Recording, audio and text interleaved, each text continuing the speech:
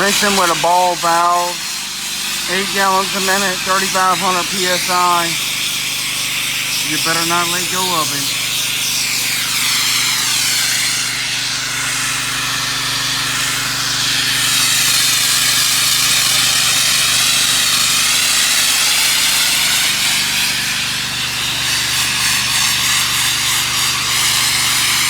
It's a real good rinsing tool. The only problem is if you let go of it, you'll probably be going to the hospital or either the dentist.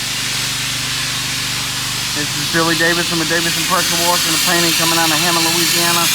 Just another tip, safety and effectiveness. The ball valve is a great tool for rinsing, downstream and applying soap, but don't let go of it. If y'all got any questions or comments, any suggestions even, leave them below. I always check these comments and try to respond to them.